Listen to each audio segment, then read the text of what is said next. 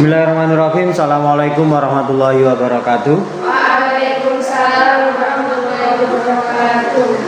Alhamdulillahirabbil alamin. Hari ini kita bisa melaksanakan pembelajaran pasca UTS. UTS-nya saya belum sempat ngecek. Apakah semua sudah berhasil submit? Sudah. Karena kan sempat doang. Iya kan? Sudah semua, satu kelas semua sudah. Tapi malam Enggak apa-apa. Yang penting bisa submit. Oke, jika memang aman, nanti akan saya cross check dulu karena 1 minggu ke depan saya masih padat sekali, ya belum bisa menyimak artikelnya. Tapi semoga nanti ada luang sedikit sehingga saya bisa ngecek ya. Oke, silakan yang presentasi disiapkan. Dosen nyentri. Ayo, silakan.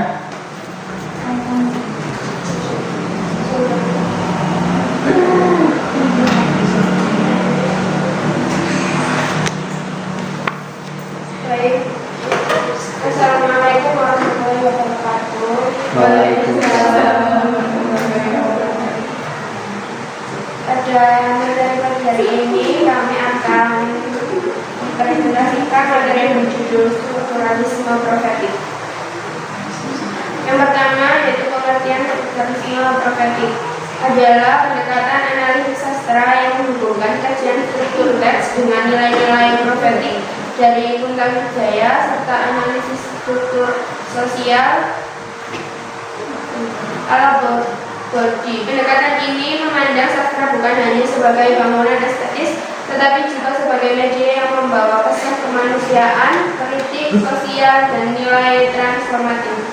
Melalui perspektif ini, karya sastra dipahami sebagai ruang yang menghubungkan dinamika sosial dengan nilai moral dan spiritual yang mendorong perubahan ke arah yang lebih humanis dan berkeadilan.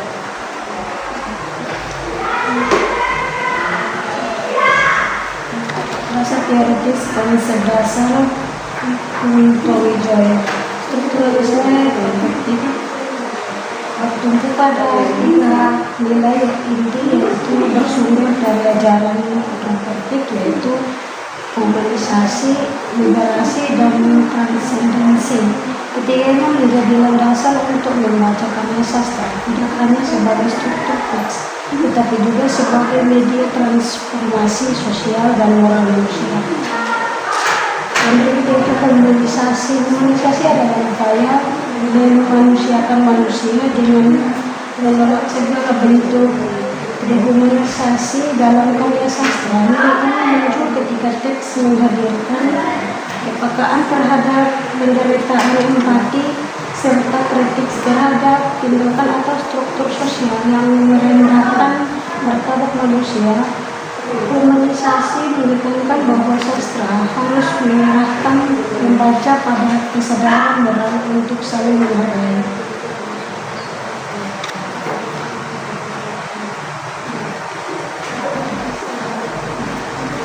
Dasar teoritis konsep dasar Kuntawijaya. Yang berikut yaitu liberasi. Liberasi berkaitan dengan upaya membebaskan manusia dari penindasan, ketidakadilan, dan praktik sosial yang merugikan. Sastra menjalankan fungsi liberatif saat ia mengungkap struktur kekuasaan yang timpang dan memperlihatkan perjuangan tokoh dalam melawan ketidakadilan. Melalui narasi ini, pembaca diajak memahami bahwa pembebasan merupakan bagian penting dari transformasi sosial. Yang berikut yaitu transendensi. Transendensi adalah nilai yang menghubungkan manusia dengan dimensi moral dan spiritual. Dalam sastra, nilai ini tampak melalui penggambaran pengalaman batin, pencarian makna hidup, atau ajakan untuk kembali pada nilai kebenaran. Transendensi berfungsi sebagai arah moral yang menuntun humanisasi dan liberasi agar tetap berdasar pada prinsip etis dan tujuan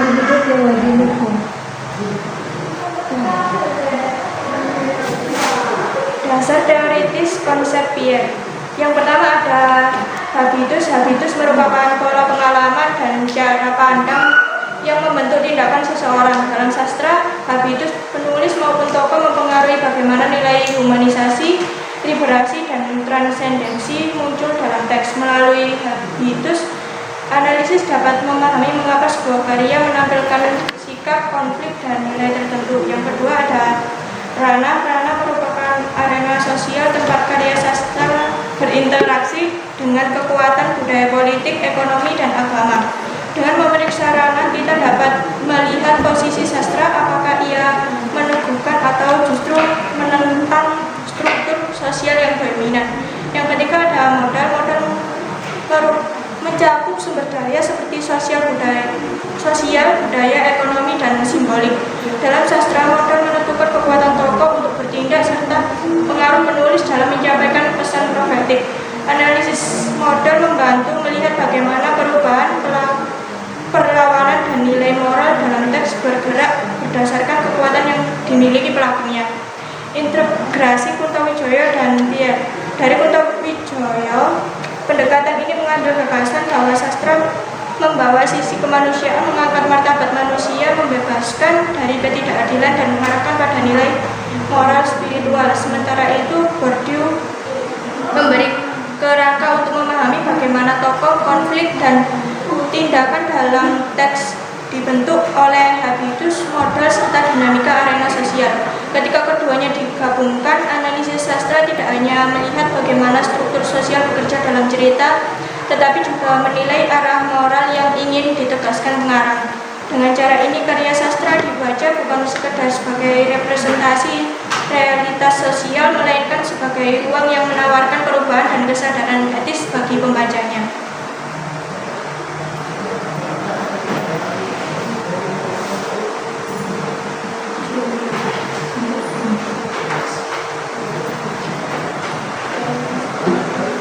Selanjutnya, konsep amul dalam strukturalisme pragmatik. Yang pertama, amal atau tindakan atau perbuatan. Amal adalah skala bentuk tindakan yang dilakukan untuk membawa kebaikan, keadilan, dan nilai-nilai moral. Dalam karya sastra, amal tampak melalui tindakan tokoh, bahasan dalam cerita, atau pesan yang disampaikan kepada pembaca. Amal dapat berupa tindakan fisik, kritik terhadap ketidakadilan, atau menyampaikan ide yang membangun kesadaran. Yang B, amil atau pelaku atau subjek tindakan. Amil adalah pihak yang melakukan amal. Dalam teks sastra, amil dapat berupa tokoh utama, tokoh sampingan, dan penulis yang menghadirkan nilai-nilai positif melalui narasi. Amil adalah akun yang melalui perubahan dan membawa pesan moral atau sosial melalui tindakan-tindakannya. Yang ketiga, amul atau dampak atau hasil tindakan. Amul adalah hasil akhir, akibat, atau perubahan yang muncul dari amal. Dalam sastra, amul dapat terlihat pada perubahan karakter, penyelesaian konflik, penyediaan sosial, atau pesan moral yang diterima pembaca. Hasil ini menunjukkan bagaimana tindakan dalam cerita menghasilkan transformasi. Tujuan dan fungsi strukturalisme profetik dalam kajian sastra. Yang pertama, mengumpulkan pesan moral transformatif dalam karya sastra. Kajian ini menyoroti bagaimana teks sastra tidak hanya menyampaikan cerita, tetapi juga menyelipkan nilai moral yang mendorong perubahan perilaku dan pola pikir pembaca. Pesan-pesan tersebut biasanya berkaitan dengan kemanusiaan, keadilan, dan kebijaksanaan hidup. Yang kedua ada menganalisis struktur teks secara mendalam. Pendekatan profetik tetap menggunakan metode struktural klasik, mengkaji tokoh, alur, latar, gaya bahasa, dan simbol. Namun fokusnya lebih pada bagaimana struktur tersebut membentuk pesan etis dan spiritual yang hendak disampaikan oleh Quran. Yang ketiga, hubungan teks dengan realitas sosial. Analisis diarahkan untuk melihat bagaimana cerita, tokoh, dan konflik mencerminkan kondisi masyarakat, termasuk masalah ketidakadilan, ketimpangan sosial, dan nilai kemanusiaan. Dengan begitu, sastra dipahami sebagai cermin sekaligus kritik terhadap realitas. Yang keempat, menghadirkan sastra sebagai konflik sosial yang beretika. Strukturalisme profetik tidak hanya mengkritik kondisi sosial, tetapi menekankan cara menyampaikannya harus tetap humanis dan mempertimbangkan nilai-nilai religius. Kritik dalam sastra dipahami sebagai ajakan untuk memperbaikan keadaan, bukan semata-mata mengecam. Yang terakhir ada mengembangkan kesadaran profetik bagi pembaca. Melalui pemaknaan teks, pembaca diharapkan memiliki kepekaan terhadap penderitaan orang lain, seperti humanisasi, keberanian melawan ketidakadilan atau liberalisasi, dan kesadaran akan nilai ketuhanan transendensi. Kelebihan strukturalisme profetik menyajikan teks sosial dan spiritual. Pendekatan ini memandukan analisis struktur teks dengan konteks sosial dan nilai-nilai profetik, sehingga pembaca menjadi lebih menyeluruh dan tidak hanya berfokus pada unsur lingristik saja. Yang berikut yaitu analisis lebih etis dan transformatif dengan menekankan nilai humanisasi, liberasi, dan transendensi. Pendekatan ini menemukan pesan moral dan mendorong pembaca yang lebih bermakna bagi kehidupan. Yang berikutnya itu mendorong pembaca menjadi agen perubahan. Pembaca tidak hanya berakhir pada pemahaman, tetapi juga mengajak pembaca untuk mengimplementasikan nilai-nilai kemanusiaan yang ditemukan dalam teks. Keterbatasan strukturalisme profetik. Yang pertama adalah menuntut penguasaan teori yang lebih luas.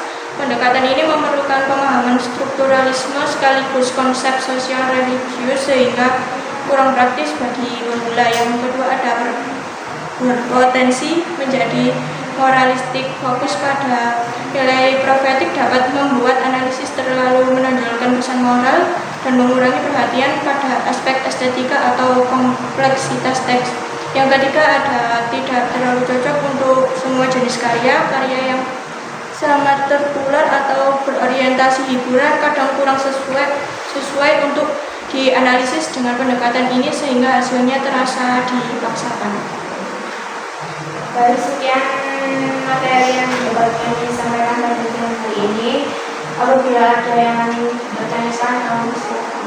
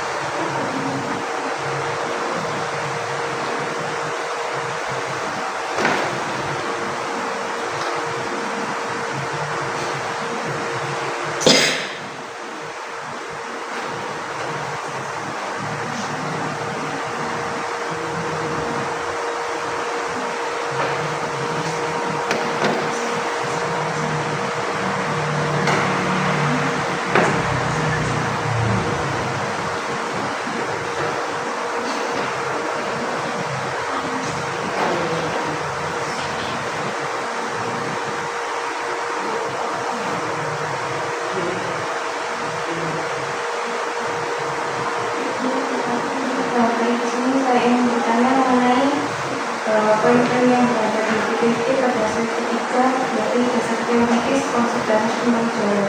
Kan ada 3 poin, yaitu humanisasi, liberasi, dan juga transendensi. Nah ini kan dijelaskan kayak penerapan dalam masyarakat. Nah menurut Anda, apakah penerapan nilai-nilai tersebut itu berjalan konsisten atau hanya menjadi kayak ucapan semata di PPT yang Anda jelaskan tadi?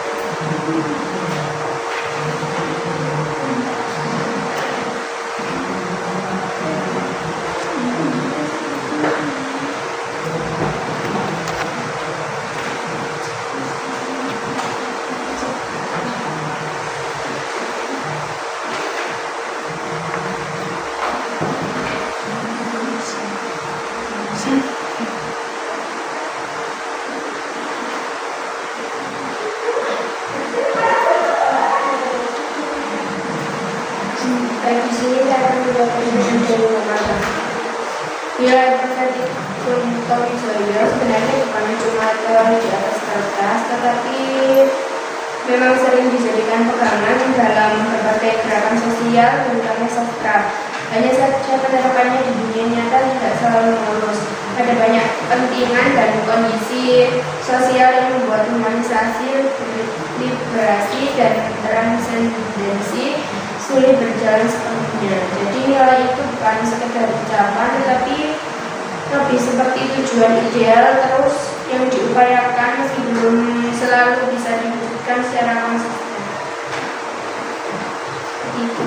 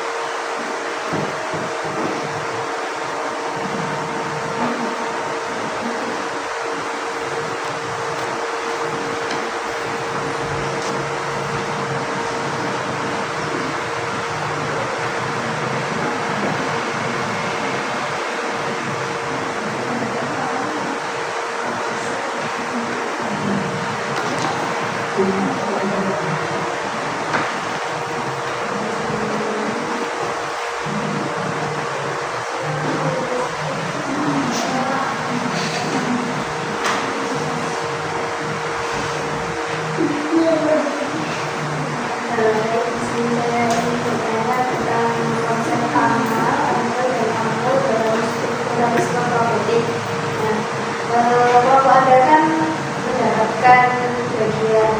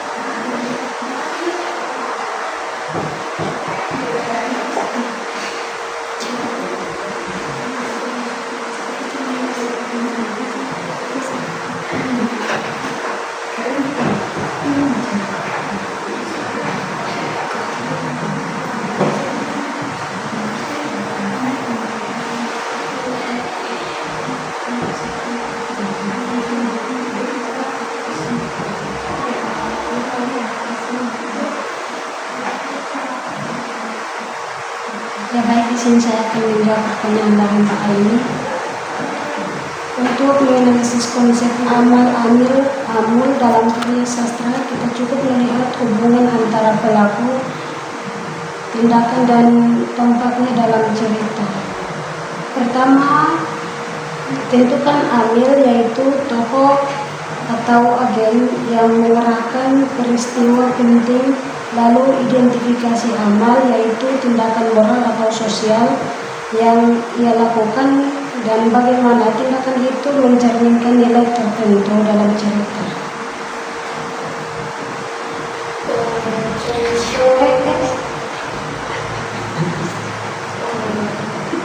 Terakhir, yaitu perhatikan amul, yaitu perubahan atau akibat yang muncul setelah tindakan tersebut, baik bagi tokoh lain, alur maupun pesan moral yang diterima pembaca. Dengan cara ini, cerita dapat dibaca bukan hanya sebagai rangkaian peristiwa, tetapi sebagai proses yang menampilkan nilai kemanusiaan dan pesan profetik.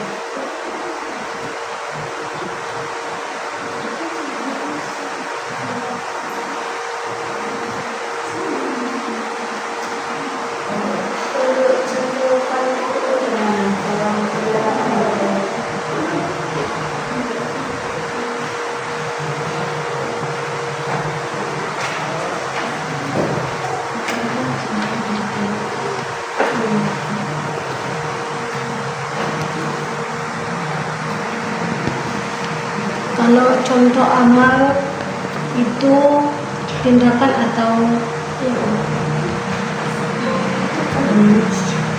kalau contoh amal itu tindakan atau perubahan. Jadi amal adalah segala bentuk tindakan yang dilakukan untuk membawa kebaikan, keadilan dan nilai-nilai moral. Kalau amil yaitu pelaku atau subjek tindakan. Amil adalah pihak yang melakukan amal.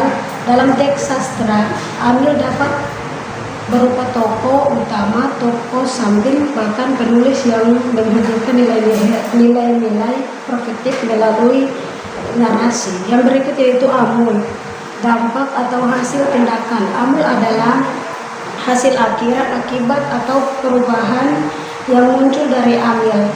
Dalam sastra, amul dapat terlihat pada perubahan karakter, penyelesaian konflik,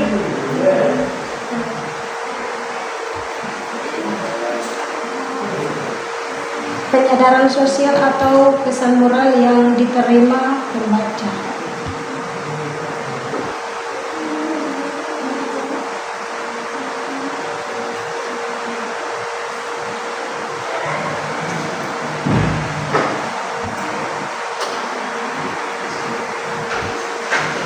Baik, sekian presentasi yang disampaikan. Baik, saya akan menunjukkan presentasi hari ini.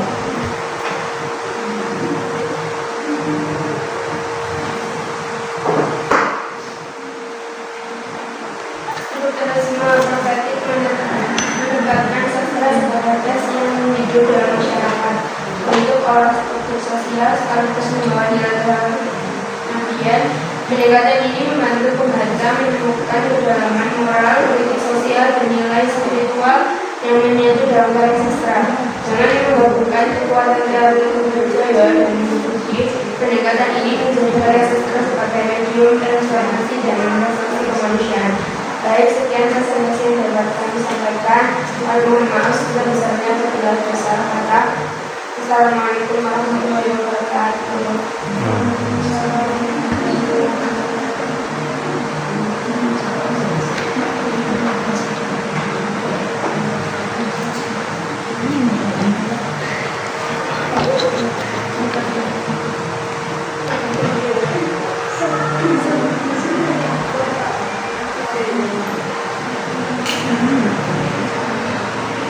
Oke, bisa.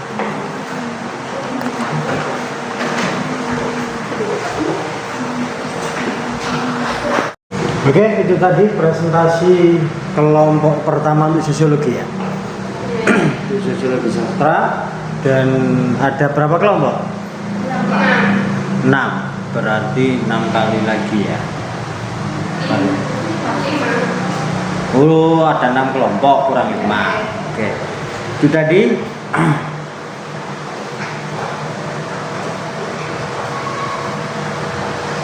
Oke, itu tadi yang sudah dipresentasikan tentang strukturalisme profetik. Ada itu enggak? Ada spidol enggak? Ada yang bawa spidol? Enggak bawa. Ada. Pukul berapa sekarang? Sekarang 10.08. 10.08. Spidolnya enggak ada.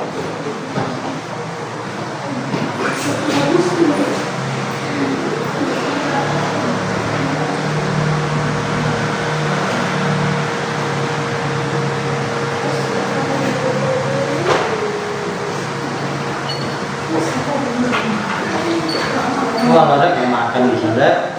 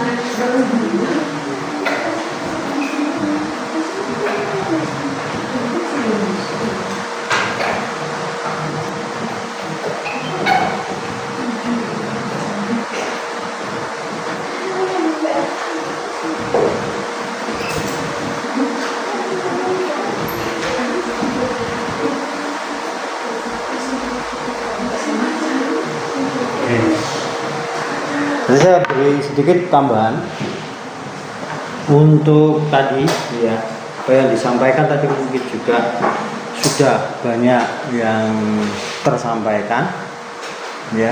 Jadi strukturalisme profetik itu lahir dari dua teori ya. Teori dari Indonesia itu sastra profetik Kunto Wijoyo, kemudian teori barat Pir Borju dengan strukturalisme genetik atau arena produksi kultural ya. Di mana masing-masing teori yang mempengaruhi strukturalisme profetik itu masing-masing punya 3 langkah kerja. Yang pertama humanisme, liberasi, dan transendensi. Itu untuk Kunto Wijoyo ya, teori sastra profetik. Dia punya teori Kunto Wijoyo sastra profetik. Kemudian Pir Borju punya arena produksi kultural atau strukturalisme genetik ya, dengan 3 langkah juga, habitus, arena, dan moda ya. Jadi dua teori besar ini yang mempengaruhi lahirnya teori strukturalisme profetik ya. Jadi penamaannya itu diambil dari kata strukturalisme karena ada struktur ya, mengambil spirit dari teorinya Borju.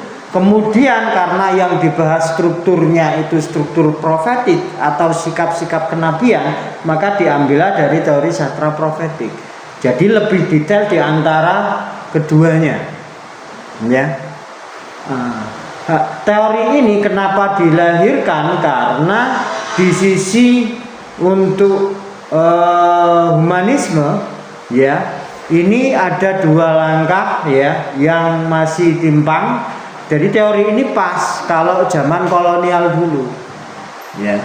Saya menganggap karena teorinya Kunto Wijoyo saat ini sudah kurang relevan. Kenapa kurang relevan? Karena ada sastra eksil dulu ya. Sastra eksil itu sastra zaman-zaman pengasingan Ada sastrawan yang diasingkan ke Pulau Buru kayak Pramudia Anantatur. Kemudian ada orang-orang yang pergi dari Indonesia. Jadi karena masa politik itu disebut sastra eksil. Ya. Di langkah Kuntowijoyo seperti itu. Tetapi saat ini kan sastra eksil sudah tidak ada. Nah, itulah kenapa saya menganggap teori Kuntowijoyo saat ini kurang relevan. Nah, terus ketika saya mau menyempurnakan, saya sempurnakan pakai apa? Nah, akhirnya ketemulah dengan strukturalisme genetiknya Pir Borju. Ya, di mana habitus itu kebiasaan-kebiasaan yang dilakukan oleh seseorang seniman atau seorang sastrawan yang akhirnya nanti karena kebiasaan itu dia akan mendapatkan arena itu berarti tempat, ya. Jadi orang yang suka menulis puisi dan mempublikasikan puisi maka dia akan mempunyai tempat dan dia disebut sebagai penyair. Kalau orang suka melukis, ya, lukisannya banyak dipublikasikan buat galeri dan membuka toko sendiri untuk menjual lukisan, buka jasa online untuk mural dan lain sebagainya. Nah, orang akhirnya mengakui bahwa dia seorang pelukis, sehingga dia punya arena. Nah, ketika dua ini dilakukan secara terus akan mendapatkan modal, baik itu modal kapital itu berarti kekuasaan, ya, atau modal simbolik atau simbol yang diberikan masyarakat atau lembaga dan lain sebagainya. Kemudian modal ekonomi juga, karena itu tidak menutup kemungkinan kadang ada yang sedikit dan kadang ada yang banyak. Ada yang pelukis yang menjual lukisannya 40.000 atau 50.000 sketsa, benar enggak? Ya ada ya. Tetapi ada juga pelukis yang lukisannya hampir sama, dijual 45 juta, ada juga. Nah, ini modal ekonomi setiap seniman itu berbeda-beda. Ya. Ada penyair yang sekali baca puisi itu mungkin honornya hanya 200 atau 300 ribu. Tetapi ada juga penyair yang honornya ketika membaca puisi honornya 100 juta. Nah, ini yang dimaksud mau dibongkar oleh Pir Borju dengan strukturalisme genetik. Jadi kalau ingin mempelajari sesuatu itu bagaimana diproses, ya, maka menggunakan teori strukturalisme genetik. Jadi ini diterapkan tidak hanya untuk kesenian, tetapi semua produk budaya bisa digunakan teori strukturalisme genetiknya Pir Borju. Nah, akhirnya itu saya kawinkan dengan teorinya Kuntowijoyo dan saya buang hal-hal yang menurut saya itu tidak relevan lagi dengan zaman saat ini. Lahirlah konsep amal, amil, dan amul. Ya, yang akhirnya saya perfeksioniskan, ya. Ada langkah-langkah lagi, kalau di amil itu nanti ada rinciannya lagi. Kebetulan memang tidak saya kirimkan ke yang presentasi. Itu ada linknya, jadi keburukan-keburukan apa yang perlu ditinggalkan oleh manusia, ya. Kemudian di amal itu, ya, kebaikan-kebaikan apa yang perlu dilakukan oleh manusia, ya. Dua hal itu saya ambil dari kitab Ihya Ulumuddin karyanya Al-Ghazali, ya. Jadi ada rentetan panjangnya. Nah, karena ini untuk presentasi, untuk pengenalan dan biar tersampaikan ke kelas bahwa dosennya sudah punya teori, ya, saya kirimkan, saya masukkan ke list bagian dari kelompok yang presentasi. Jadi kayak gitu. Kemudian amul ini transendensi. Kalau orang sudah melakukan kebaikan dan menjalankan meninggalkan keburukan, ya, dua ini, maka dia akan mendapatkan posisi amul.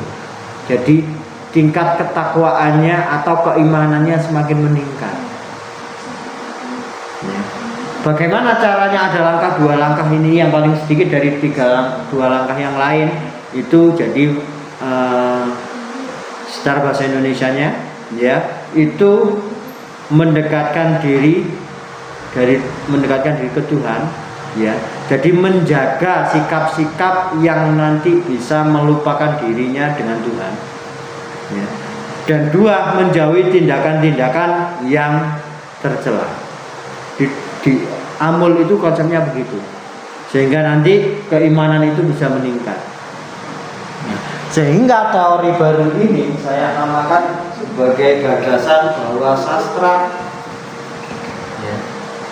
membangun peradaban.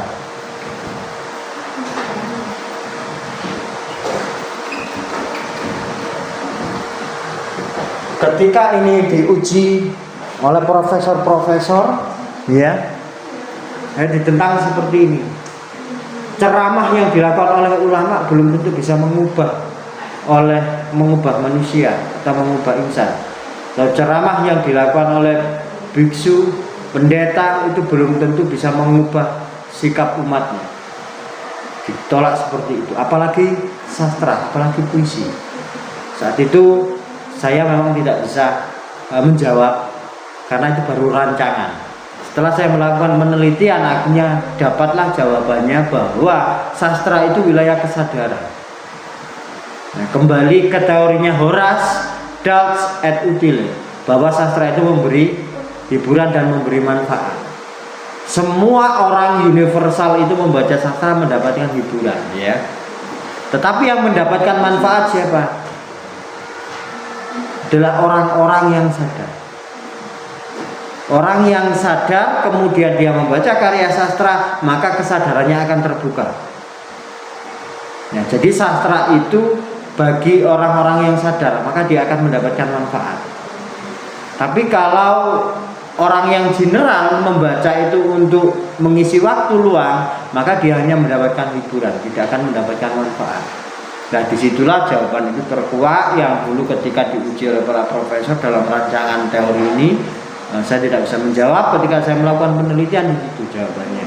Karena orang yang sadar itu kan tidak semua orang sadar, ya, betul ya. Maksudnya sadar ini bukan hidup bisa berjalan gitu ya. Kesadaran maksudnya ya. Orang yang kesadarannya tinggi sama orang yang nggak punya kesadaran itu kan ada di sekitar kita, ya kan. Saya seringkali memberi contoh ya. Jadi kalau di pemerintahan kita, pemerintah yang sadar untuk menjadi pemerintah dan menjalankan amanah bahwa pemerintah itu adalah pelayan dari yang dipimpin, tidak banyak. Ya. Yang banyak malah memimpin rakyatnya. Ya, memerintah rakyatnya. Segera bayar pajak. Gitu ya. Kemudian uang pajak itu tiba-tiba nanti dikorupsi. Ya kan gitu ya. Itu yang banyak. Apakah hanya pemerintah? Coba, tidak. Semua masyarakat kita juga jarang sekali yang memiliki kesadaran tinggi. Saya kayaknya pernah memberi contoh kalau ada kasus katakanlah ada penjual bakso kemudian kecelakaan, baksonya numplek, ya. Orang-orang itu mengumpulkan pentol-pentolnya untuk diberikan tukang bakso, apa dibawa pulang atau dimakan? Dibawa pulang. Berarti kan tidak semua memiliki kesadaran. Kalau ada orang yang memiliki kesadaran, maka dia akan membantu. Orang ini kan kena musibah, dibantu, kemudian dikumpulkan, diberikan bapaknya lagi, barangkali masih bisa dijual kembali. Nek sing wis di dalam dandang itu kan nggak mungkin ya, karena itu sudah basah, nah apa kena kotoran. Tapi kalau yang di plastik, maksudnya saving, orang kan biasanya punya saving ya. Nah, kalau di dalam dandang ini habis kan baru dimasukkan lagi. Yang saving ini kan masih bisa dipakai kan. Nah, tetapi kan tidak semua orang punya kesadaran. Jadi kayak gitu. Jadi orang yang sadar itu sedikit jumlahnya, dan Indonesia butuh orang-orang yang sadar itu. Indonesia ini ya, butuh itu. Maka ketika nanti banyak orang-orang yang sadar, Indonesia akan menjadi negara yang sangat kuat, semakin ditakuti. Sekarang dulu sebelum kuat saja sudah ditakuti. Kenapa? Ya, karena kebetulan kita negara yang kaya, gemah ripah loh jinawe, ya. Semua SDM kita dibutuhkan oleh luar negeri. Jadi kayak gitu. Tetapi kan kita nggak bisa mengolah. Yang ngolah rata-rata orang asing. Ya. Satu persatu akhirnya orang Indonesia mulai bisa. Sekarang Pak Presiden Prabowo sudah mencanangkan mobil, dan itu sudah ada ya kan. Mau dari dulu nggak ada mobil Indonesia, dan sekarang baru ada mau gitu ya. Walaupun sekarang masih dipakai oleh aparat ya, TNI. Nah, tapi Indonesia sudah punya mobil. Dulu belum punya, nggak punya sama sekali, konsumtif sekali. Ya, motor ada tapi tidak populer gitu ya. Motor. Nah, HP sudah ada tapi juga nggak populer karena apa, masyarakatnya sendiri nggak mau membantu. Ya, kalau HP-nya orang Indonesia itu apa namanya? Advan ya? Iya, Advan ya? Yang produknya orang asli Indonesia itu Advan kayaknya ya. Nah, kalau misalnya Advan itu akan menjadi bagus misalnya orang Indonesia membelinya Advan. Ya, awalnya memang jelek kan? Ya, tapi kalau dia sudah berkembang, otomatis kan dia akan menjadi baik. Kan gitu ya. Apple ketika kali pertama muncul ya jelek, nggak ada yang mau kok. Ditolak-tolak kok. Tapi karena akhirnya banyak yang membeli, ya akhirnya kan dia menjadi tidak sekadar gadget, tetapi dia menjual kemewahan, ya, membuat derajat sosial. Ya, hanya memegang iPhone saja sudah derajatnya naik. Ya, itulah kekuatan sebuah branding yang dilakukan oleh Apple. Ya, kayak gitu.